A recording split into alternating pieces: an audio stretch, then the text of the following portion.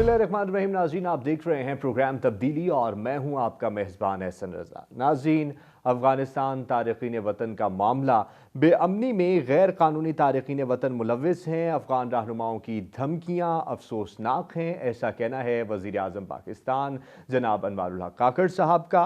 और इस सारी सूरत हाल में जब हम देखें कि जिस तरीके से तारकीन वतन का इनखला हो रहा है और वो वापस अपने मुल्क में जा रहे हैं, तो दोनों तरफ नफरत के जज्बात जो हैं वो दिन ब दिन बढ़ते चले जा रहे हैं। ऐसा क्यों है, जबकि ये एक सूरत हाल है कि कोई भी मुल्क किसी भी गैर कानूनी अफराद को अपने मुल्क में रहने की इजाज़त नहीं देता। दूसरी जानिब वज़ीर आज़म पाकिस्तान, निगरान वज़ीर आज़म पाकिस्तान जनाब अनवारुल हक काकड़ साहब ने यह बात भी कह दी कि अफ़गानिस्तान हुकूमत को अगर ये बात बुरी लग रही है तो वो अफ़गानिस्तान में रहने वाले गैर कानूनी पाकिस्तानी पनागज़ीनों को अपने मुल्क से निकाल बाहर करें और वापस भेज दें। हमें इस चीज़ पर कोई एतराज़ नहीं होगा। इस सारी सूरत हाल पर भी बात करेंगे। जबकि हुकूमत पाकिस्तान की जानिब से निगरान हुकूमत ने रजिस्टर्ड अफगान मुहाजिरीन की रजिस्ट्रेशन कार्ड की मुद्दत में भी तोसी का फैसला किया है। पाकिस्तान की जानिब से जितनी भी कोशिश की जाए अफगान भाइयों के लिए हमेशा अच्छी ही कोशिशें की जाती हैं, लेकिन ये जानने की बहुत ज़्यादा अशद ज़रूरत है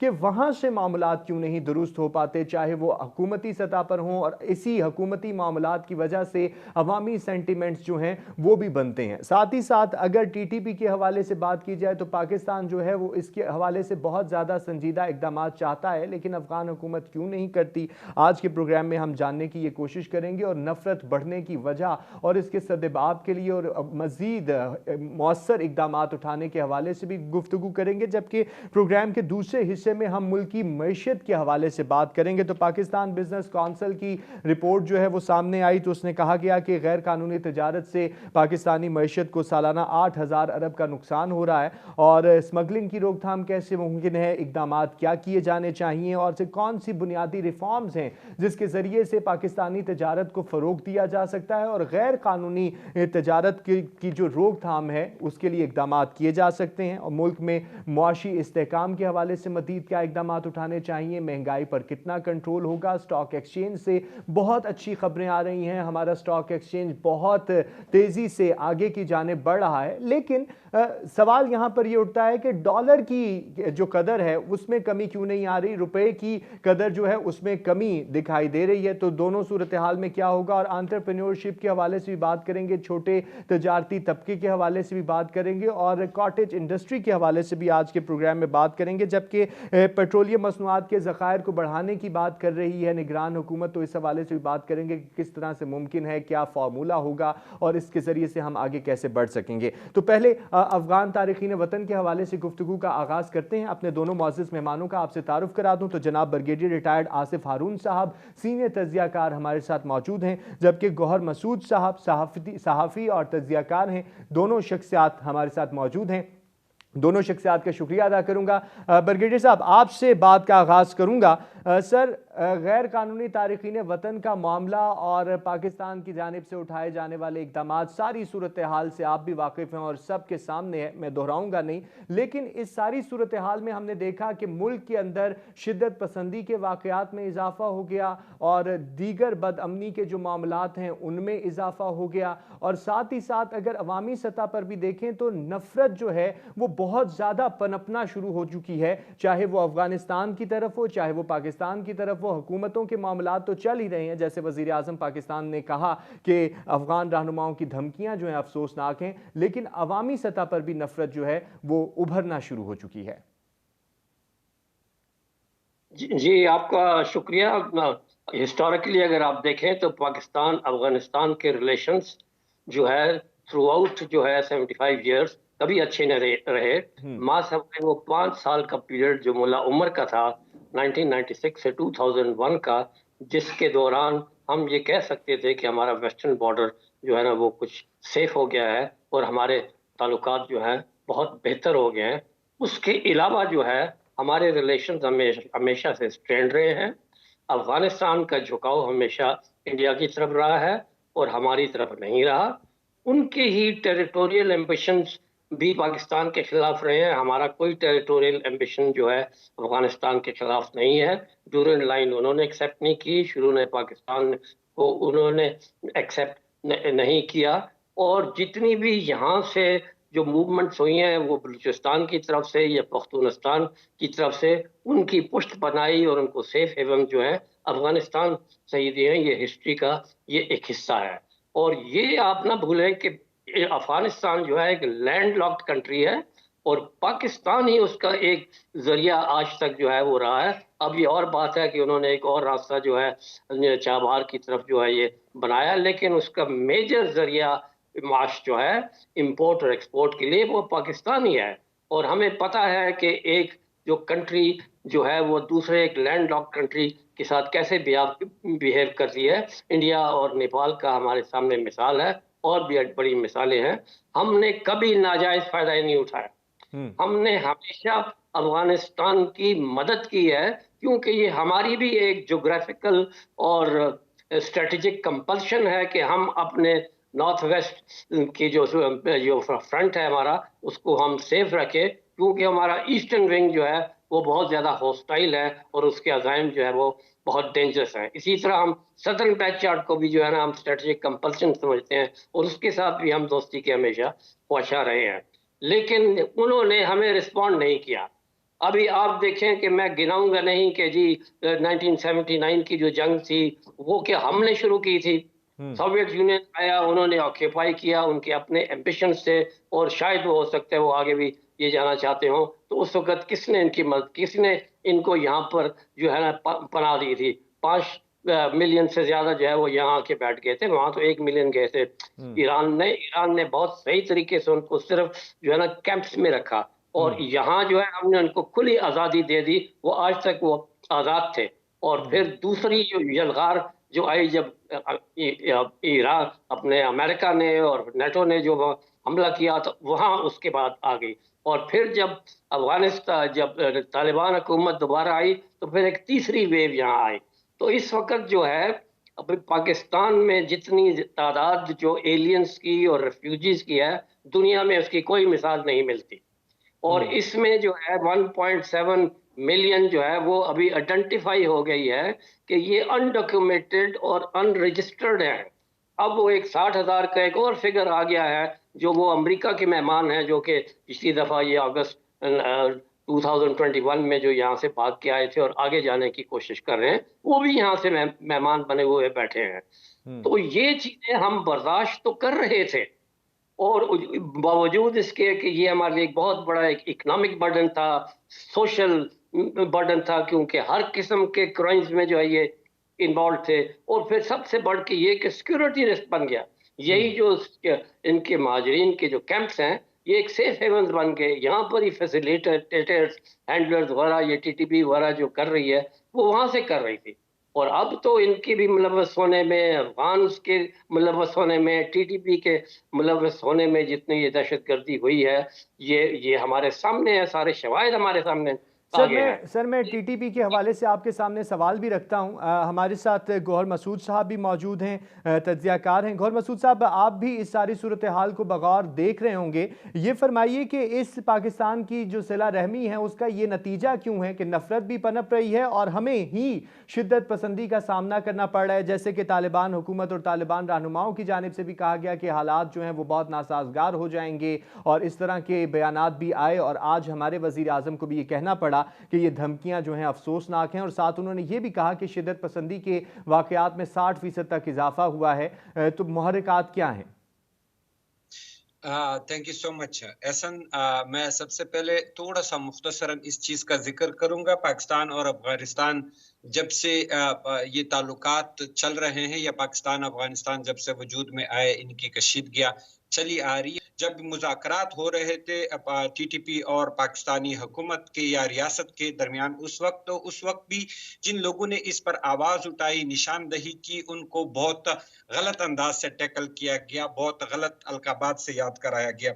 दूसरी जो बात है कि अफगान महाजरीन या अफगान नेशनल्स के साथ नो डाउट पाकिस्तान ने, पाकिस्तानी अवाम ने खासकर बहुत एक अच्छा किरदार अदा किया, उनको सपोर्ट किया।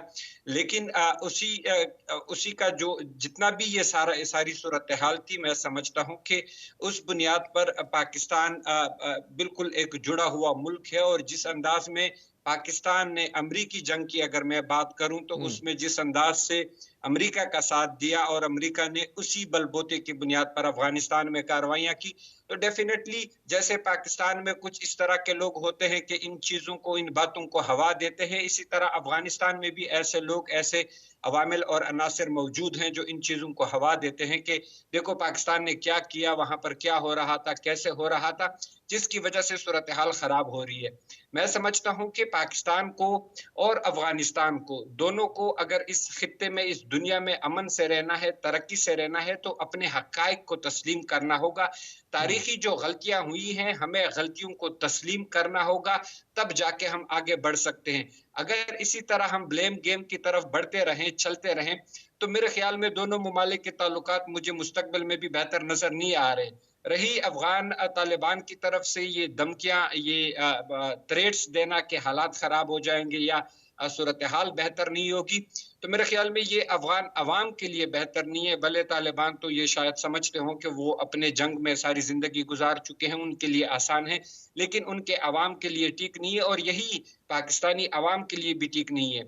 यानी दूसरी जो बात दोनों हुकूमतों को सोचना पड़ेगा। सर मैं आता हूं आपकी जानिब, बरगेडी साहब फरमाइएगा। टीटीपी के हवाले से आपने बात की, पाकिस्तान का जो मौक़िफ़ है टीटीपी को लेकर हमेशा बहुत ज़्यादा संजीदा रहा है, और अफगान हुकूमत से और पहले वाली हुकूमत से भी और जो तालिबान हुकूमत है उससे भी यही मुतालबात रहे हैं कि इनको कंट्रोल किया जाए। लेकिन सूरत हाल ये है कि तालिबान हुकूमत ने भी हमें बहुत ज़्यादा बातें की और कहा कि हम इसके ऊपर अमली इक़दाम करेंगे, लेकिन उतने संजीदा वो हमें कभी नज़र नहीं आए।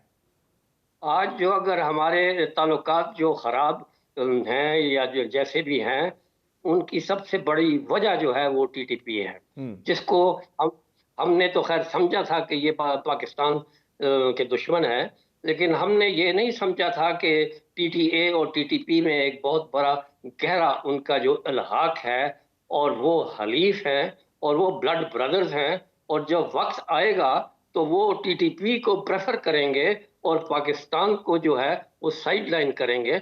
आज उन्होंने ये करके दिखाया है। अब मैं यहाँ पर जो है ये छोटी सी ये बात ये करूँ कि ये टीटीपी जो है ये पैदावार हुई है 2006 की।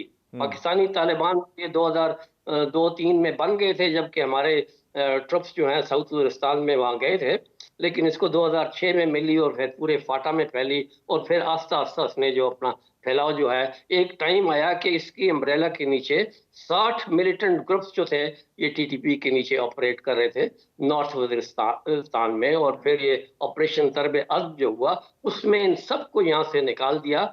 और फिर 2015 के बाद से जितने भी ये जो टीटीपी के लोग हैं वो नंगरहार और बाकी जो 5 उनके जो सेफ हेवन है अफगानिस्तान में, वहां पर ये रह रहे हैं। तो हम ये समझ रहे थे कि उनकी पुष्ट बनाई सिर्फ जो है ना CIA, MI6, NDS रॉ कर रही है, लेकिन आखिर ये जो सेफ हेवन्स कहाँ थे? ये ईस्टर्न अफगानिस्तान में जो किसके कंट्रोल में था?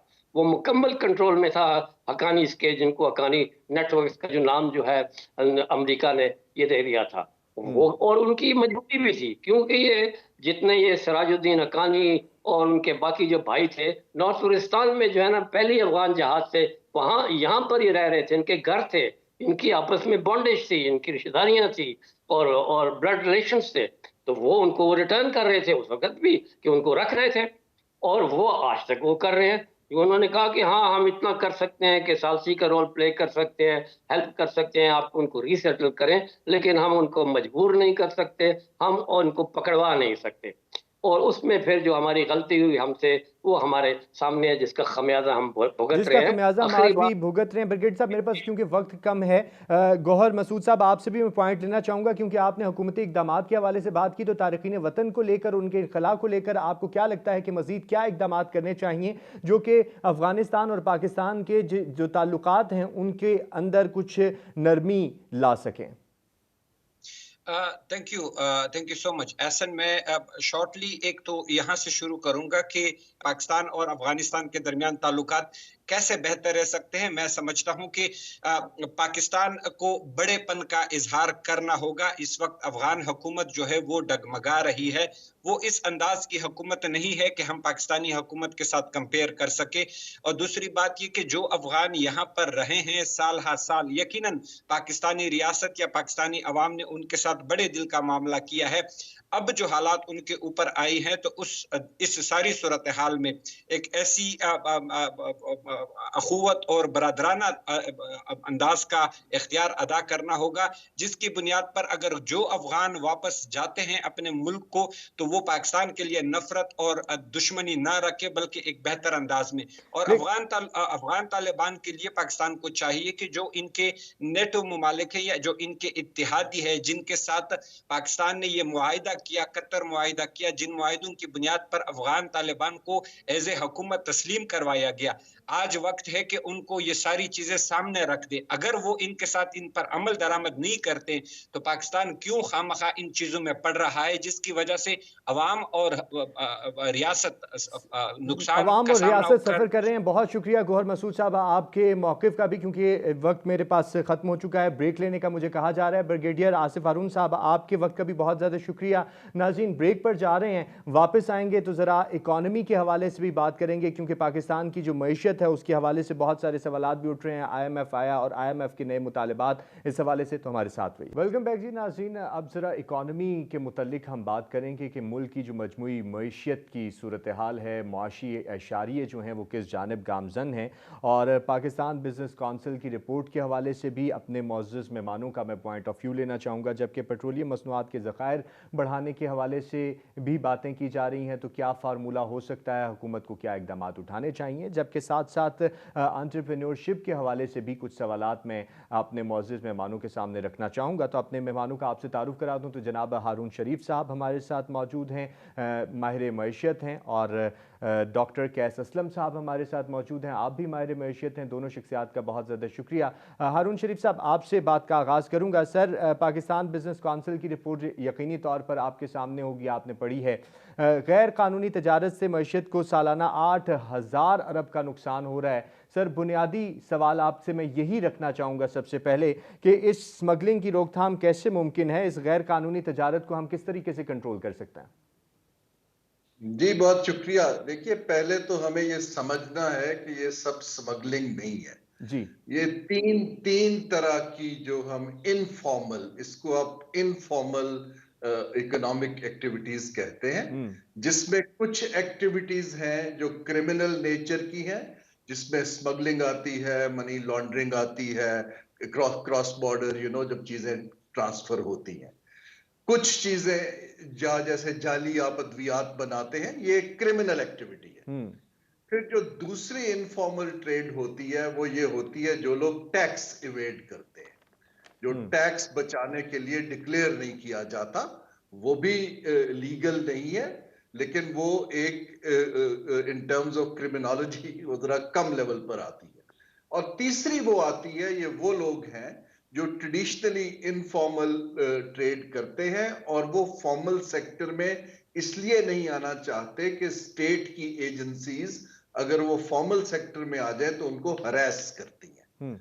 और इस सूरत हाल में हमारे मुल्क में जो इनफॉर्मल ट्रेड है, जिसके अंदर रियल एस्टेट है, जैसे कि पाकिस्तान बिजनेस काउंसिल ने हाईलाइट किया, वो सबसे ज्यादा है, जहां ना असल वैल्यू डिक्लेयर की जाती है, ना टैक्स पे किया जाता है, और कई ट्रांजैक्शंस हो जाती हैं सेटलमेंट के बगैर। पहले स्टॉक मार्केट में होती थी, फिर SECP ने उसको रेगुलेट करना शुरू कर दिया। तो इस समरी के बाद मैं ये अर्ज करना चाह रहा हूं कि जो एक अहम बात हमें सबको समझनी है कि पिछले 30 बरस में जो इंसेंटिव्स दिए गए हैं पब्लिक को, आप जितनी फॉर्मल ट्रेड करते हैं या फॉर्मल इंडस्ट्री में आते हैं या फॉर्मल एंटरप्रेन्योरशिप में आते हैं, उतना ही आपको NOC ज्यादा लेने पड़ते हैं, हरासमेंट ज्यादा होती है, टैक्स ज्यादा पे करते हैं। जो नहीं पे करते हैं उनको आप माफ कर देते हैं, एमनेस्टीज दे देते हैं, नॉन फाइलर के नाम पे उनको छूट मिल जाती है। हुकूमत को यह देखने की जरूरत है कि आपके इंसेंटिव्स क्या है। आया आप फॉर्मेलिटी की तरफ लोगों को इंसेंटिव दे रहे हैं, या लोगों का इंसेंटिव यह है कि वो इनफॉर्मल काम करते रहे तो वो ज्यादा अच्छे रहेंगे, ना उन्हें कोई पकड़ेगा और छूट भी मिल जाएगी। तो ये एक तवील तरीका है, लेकिन हमारा ओवर द ईयर जो डी इंडस्ट्रियलाइजेशन हुई है उसकी एक बड़ी वजह ये है कि हमने ट्रेड को, सर्विसेज सेक्टर को, रिटेल को, रियल एस्टेट को, हमने इन सब को ऐसे इंसेंटिव्स दिए कि ना आपकी अकाउंटेबिलिटी है, ना आपको टैक्स नेट में लाया जाएगा। सो लोग उस तरफ ज्यादा माइल होना शुरू हो गए। सही। हारून शरीफ साहब, यही सवाल मैं जनाब डॉक्टर कैस असलम साहब से भी करना चाहूँगा। आपको सर क्या लगता है कौन सी बुनियादी रिफॉर्म्स की ज़रूरत है? जिस तरह हारून शरीफ साहब ने इनफॉर्मल एक्टिविटीज़ का जिक्र किया कि उन्होंने कैटेगरीज में कैटेगरिकली डिफ़ाइन किया कि किस किस तरीके से हम गैर कानूनी तजारत को डिफ़ाइन कर सकते हैं। तो आपको क्या लगता है कि बुनियादी रिफॉर्म्स कौन सी हैं जिससे गैर कानूनी तजारत पर काबू पाया जा सकता है, और जिस तरह लोगों को इंसेंटिव देने की बात है तो लोगों को वो भी प्रोवाइड किए जाए? शुक्रिया। मैं पहली बात तो ये कि एब्सोल्युटली एग्री कर रहा हूँ जो उन्होंने डेफिनेशंस दी हैं वाइट इकोनॉमी, ग्रे इकोनॉमी और ब्लैक इकोनॉमी की। बात ये है जी कि ये सारी गलत जो मईशी इकदाम हैं उसमें हुकूमत के अपने एहलकार और हमारे पॉलिटिकल लीडर्स मुलव्वस हैं। उसमें एक बहुत बड़ी तादाद उनकी भी है जो 4 लाख से कम आमदनी कमाते हैं और वो कारोबार तो करते हैं मगर उनको वैसे ही छूट दी हुई है। आपने जो सवाल किया है उसमें देखें 2 तरीके हैं इस सारे को करने के। एक तो ये है कि गवर्नमेंट अपना रोल कम करके, टैक्स कम करके एक्सपैंड करे अपना टैक्स नेट, लोगों को सहूलतें दें कि वो डॉक्यूमेंट हो जाएं। दूसरा ये है कि हम इसको कहते हैं कि गलत जो कारोबारी तरीके हैं उनको ज्यादा महंगा कर दिया जाए, उनको फाइन ज्यादा किए जाए, उनको टैक्स ज्यादा किया जाए, और जो सही तरीके हैं, जो टैक्स देते हैं, जो डॉक्यूमेंटेड हैं, उनको मराहतें दी जाएं और ये आसान कर दिया जाए ताकि लोग शिफ्ट हों ब्लैक इकोनॉमी और ग्रे इकोनॉमी से वाइट इकोनॉमी की तरफ। मगर ये क्योंकि एफबीआर खुद बहुत इनएफिशिएंट अदारा है, हमारे जो प्रोविंशियल गवर्नमेंट्स हैं उसमें एक वर्ल्ड बैंक ने अभी एक तजवीज दी है कि आपके प्रोविंशियल मिनिस्टर्स मुख्तलिफ अदारों के और फेडरल मिनिस्टर्स अपने अपने एक सेल बनाएं जिसमें बैठ के एक कोऑर्डिनेटेड तरीके से एक्शंस लाएं ताकि प्रोविंशियल और फेडरल गवर्नमेंट और लोकल बॉडीज एक ही पेज पे हों तो चीजें आसान हो जाती हैं। दूसरा ये है कि क्योंकि डॉक्यूमेंटेशन ज्यादा की हुई है, गवर्नमेंट के अदारों की जो इंटरवेंशन है वो ज्यादा है, तो आपको वन विंडो ऑपरेशन रखना पड़ेगा जिसमें जो लोग हैं जो टैक्स देना चाहते हैं और उनको मुश्किलात आती हैं वो आसान की जाए। इसमें आपके जो ब्यूरोक्रेटिक रिफॉर्म्स हैं, आपके जो लीगल रिफॉर्म्स हैं वो करने बहुत जरूरी हैं। मगर जो सवाल बड़ा थ्योरेटिकल है वो ये है कि जो क्लासिकल इकोनॉमिस्ट थे वो कहते थे कि गवर्नमेंट की इंटरवेंशन होनी ही नहीं चाहिए।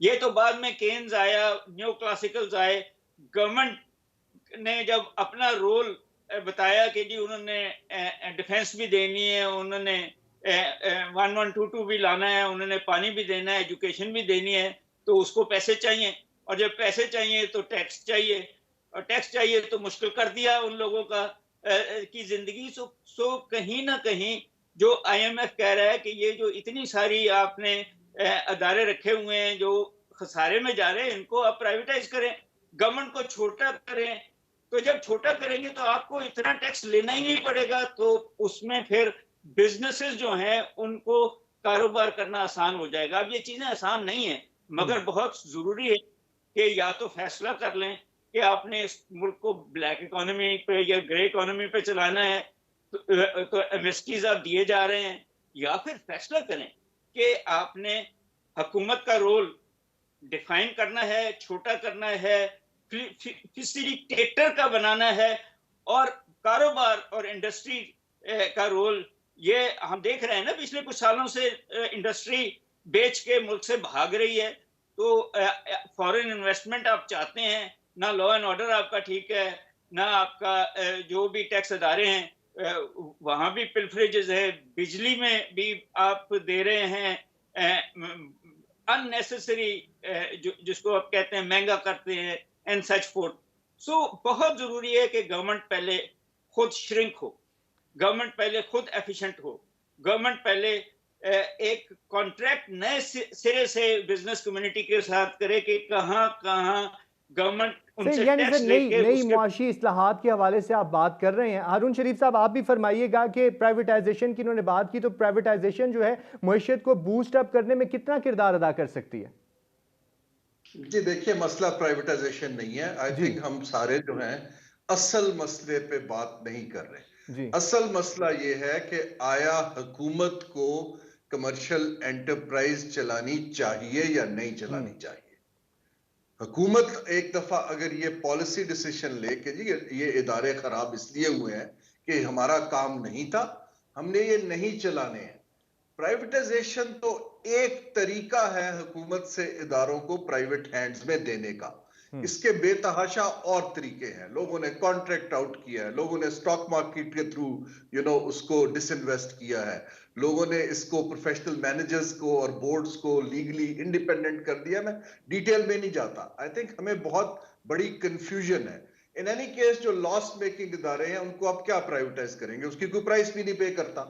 सो हमें इस वक्त ये 2-3 बड़े फैसले करने हैं, लेकिन मैं तो इस वक्त बड़ा इसके अंदर आपको रियलिस्टिक व्यू दे रहा हूं। मेरा नहीं ख्याल कि पाकिस्तान बड़े मुआशी पॉलिसी फैसले करने के लिए इस वक्त तैयार है, और उसकी सियासी वजूहात भी हैं, उसकी कॉम्पिटेंस की वजूहात भी हैं कि समझ नहीं है, और उसकी वेस्टेड इंटरेस्ट की वजूहात भी हैं, क्योंकि पॉलिटिकल पार्टी से लेके हुकूमत तक के स्ट्रक्चर के अंदर जो आपकी अलायंसेस बनी हुई हैं वो ओवरनाइट नहीं खत्म होती। तो हमें 2-3 चीजें जो बाकी ममालिक ने की हैं उनसे सीखने की जरूरत है। फॉर इंस्टेंस, अगर हम गवर्नमेंट को श्रिंक नहीं कर सकते तो हमें ऑटोमेशन की तरफ जाना है। जहां ह्यूमन टच खत्म होगा तो लोग इनफॉर्मल से फॉर्मल की तरफ आएंगे कि मैं अपने टैक्स खुद फाइल कर लूं, मुझे कोई तंग ना करे। हारून शरीफ साहब मुझे ब्रेक का कहा जा रहा है, ब्रेक का मुझे कहा जा रहा है। वापस आते हैं तो मजीद इन्हीं इकदाम के हवाले से मैं आपके सामने पॉइंट रखूंगा जो आप रेज कर रहे हैं। नाज़रीन, ब्रेक पर जा रहे हैं, हमारे साथ रहिएगा। वेलकम बैक जी नाज़रीन, पाकिस्तानी माशी इशारियों के हवाले से गुफ्तगू का सिलसिला जारी है। हारून शरीफ साहब हमारे साथ मौजूद हैं, जबकि डॉक्टर कैस असलम साहब भी हमारे साथ मौजूद हैं। हारून शरीफ साहब, आपसे ही दोबारा बात का आगाज़ करना चाहूँगा। सर, आप माशी रिफॉर्म्स के हवाले से भी बता रहे थे, उसी बात को कंटिन्यू भी कीजिएगा, और साथ ही साथ सर एक चीज़ एंटरप्रेन्योरशिप के हवाले से भी मैं आपसे जानना चाहूँगा कि दुनिया की जो बड़ी इकोनॉमीज़ हैं उनके यहाँ एंटरप्रेन्योरशिप जो है वो बूस्टर का काम करती है, बूस्टर इंजेक्शन के तौर पे यूटिलाइज हो रही है, लेकिन पाकिस्तान में ये दम तोड़ती जा रही है। जी, दोनों एंगल है। देखिए, जो माशी इशारिये जो हैं, एक तो वो तसलसल और सर्टेनिटी मांगते हैं। अभी इंशाल्लाह अगर इलेक्शन हो जाता है और जो गवर्नमेंट आती है वो उसकी लेजिटिमेसी एस्टेब्लिश होती है तो मार्केट्स को उसके अंदर पॉजिटिवली रिस्पॉन्ड करना चाहिए। लेकिन मैं जो अर्ज ये कर रहा हूं कि हमें बड़ा रियलिस्टिक होने की जरूरत है कि हम कर क्या सकते हैं। हमें 1 या 2 सेक्टर्स को पकड़ के वहां पर रिफॉर्म करनी है, जैसे ऑटोमेशन कर दें, हुकूमत का कांटेक्ट लोगों से कम कर दें। देखिए, ये एक मार्केट का और स्टेट का और रेगुलेटर के एतबार का सवाल है।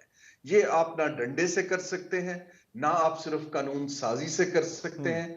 अगर दोनों सूरत हाल में मिलके चलेंगे और इस एतबार को बिल्ड करने के लिए ना सिर्फ इसको अस एंड देम से खत्म करके एक पार्टनरशिप बनानी पड़ती है, और ये एक लंबा प्रोसेस है। इदारों के हेड्स ऐसे लगाने पड़ते हैं जिनके ऊपर मार्केट एतबार करे और वो सियासी ना हो। अब हम अभी इसके लिए तैयार नहीं है, I will be very honest. इसको वक्त लगेगा, लेकिन हम 1-2 सेक्टर्स में आगे चल सकते हैं।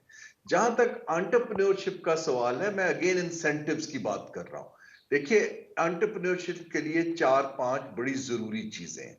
सबसे पहली तो चीज जो हमें चाहिए उसके अंदर, जिसको हम ईज ऑफ डूइंग बिजनेस में कहते हैं, कि उनको एक्सेस टू फाइनेंस कहां से मिलेगी। देखिए, हमारे पास तो कोई एक भी डेवलपमेंट बैंक या वेंचर कैपिटल कंपनी पाकिस्तान के अंदर नहीं है जो सिग्निफिकेंट नए एंटरप्रेन्योर्स के लिए, जिसको हम रिस्क कैपिटल कहते हैं, वो रिस्क कैपिटल प्रोवाइड कर सके। थ्योरी जो फाइनेंस की है, डेवलपमेंट फाइनेंस की, वो ये कहती है कि long term affordable capital combined with skills, managerial skills, अगर ये अवेलेबल हो तो एंटरप्रेन्योरशिप जो है वो पनपती है। तीसरी चीज है इंफॉर्मेशन एसिमेट्री। अगर आपने एंटरप्रेन्योर बनना है तो डेटा आप कहां से लाएंगे, कौन से थिंक टैंक्स हैं, कौन से पोर्टल्स हैं। तो ये एक सपोर्टिंग इंफ्रास्ट्रक्चर होता है जिसके अंदर एंटरप्रेन्योर रिस्क लेता है और उस रिस्क को हुकूमत की पॉलिसी रिवॉर्ड करती है। अभी तो आपके पास, आप शरह सूद देख लीजिए, कमर्शियल बैंक्स देख लीजिए, हमारे पास अभी रिस्क की फाइनेंस करने के टूल्स ही अवेलेबल नहीं है। हाँ, छोटे लेवल पर लोग दोस्तों से पैसा लेकर या इधर से पकड़कर या इनफॉर्मल तरीके से या आईटी में जो आप करते हैं प्रोग्रामिंग वगैरह, उधर तो काम हो रहा है। लेकिन अगर हमने रियल एंटरप्रेन्योर्स करने हैं जो स्टेट के पेटरेज की बजाय कंपेटिटिव साइड पे आगे बढ़े, और आप देखें दुनिया के अंदर 80% जो बिलियनर हैं वो खुद शुरू होकर आए, कोई खानदानी नहीं थे। हमारे तो खानदानी लोगों के अलावा किसी नए आदमी का एक लेवल से ऊपर जाने का सपोर्ट स्ट्रक्चर, ना उसको फाइनेंसिंग मिलती है, ना उसको हुकूमत का मिलता है, ना स्टॉक मार्केट सपोर्ट कर पाती है। आई थिंक ये इकदामात करने की हमें जरूरत है और प्राइवेट सेक्टर को अपने खुद सिस्टम्स बनाने पड़ेंगे। सब कुछ हम हुकूमत पे नहीं छोड़ सकते। हुकूमत से तो जी अपना कोर फंक्शन अदा करना इस वक्त उनके लिए मुश्किल हो रहा है।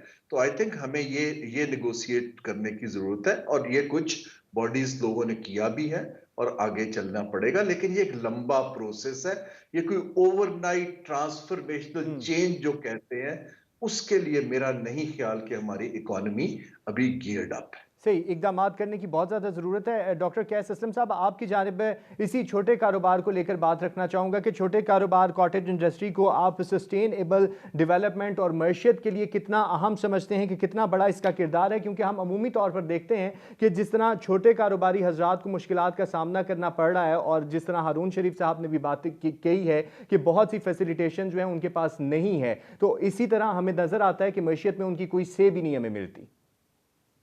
देखें, बिल्कुल सही है जो हारून साहब ने कहा। बात यह है कि ये छोटे कारोबार एक लिंक हैं जो सप्लाई चेन से लेके लार्ज इंडस्ट्री तक लिंक होते हैं। ये लिंक दूसरी तरफ कंज्यूमर्स के पास भी हैं। अमेरिका जो है अब 86% जो उनकी इकोनॉमी है वो अब छोटे कारोबारों से है, फैमिली बिजनेसेस से है, वुमेन एंटरप्राइजेस से है, आईटी से है। हमने तो सारे स्ट्रक्चर्स इस किस्म के बनाए हुए हैं कि हम डिस्करेज करते हैं एक खास लेवल पे जाके। अबाउट 90% पाकिस्तान के जो छोटे कारोबार हैं वो फेल हो जाते हैं, स्पेशली मैन्युफैक्चरिंग में। हमें मैन्युफैक्चरिंग में चाहिए। अब अगर आपको याद हो तो पीडीएम की गवर्नमेंट में ये आईटी वालों ने कहा था जी कि हमें एक्सपोर्ट टैक्स कम कर दें, तो सागडार साहब ने नहीं किया था। हालांकि फौरन कम कर देना चाहिए था, क्योंकि वही थे जो एक्सपोर्ट करना चाह रहे थे, वही थे जो फॉरेन एक्सचेंज कमाना चाह रहे थे।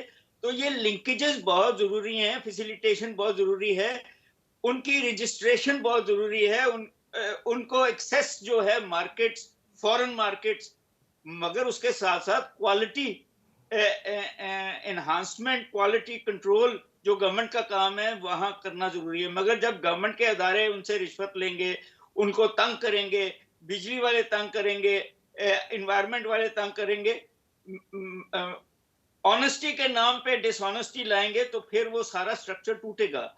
फिर वो सारी चीजें इसीलिए जो कहा जा रहा था वो करेक्ट था कि आप जो है ह्यूमन इंटरवेंशन को कम से कम करें और आईटी के थ्रू, ये नए टेक्नोलॉजी के थ्रू आप इनको फैसिलिटेट करें और इंटरनेशनल मार्केट और लोकल मार्केट की एक्सेस दें। इंफॉर्मेशन प्रोवाइड करें कि कहां कहां डिमांड है उनके प्रोडक्ट की, कैसे उस प्रोडक्ट को वैल्यू ऐड कर सकते हैं। ये सारा काम जो है वो लोकल बॉडीज का भी है, प्रोविंशियल गवर्नमेंट्स का भी है। और सही सर, ऑटोमेशन की तरफ भी जाना पड़ेगा। बड़ी माजरत के साथ, क्योंकि मेरा प्रोग्राम का वक्त जो है वो खत्म हो चुका है। हारून शरीफ साहब आपका भी बहुत ज़्यादा शुक्रिया, और डॉक्टर कैस असलम साहब आपका भी बहुत ज़्यादा शुक्रिया। और हुकूमत को ज़्यादा से ज़्यादा कारोबारी हज़रात को फैसिलिटेट करना पड़ेगा, तो ही हमारी जो मईशत है वो मजबूत हो सकेगी और ज़ोर पकड़ सकेगी। मुझे दीजिए इजाज़त। नाज़रीन, अपना बहुत सारा ख्याल रखिएगा। अल्लाह हाफ़िज़।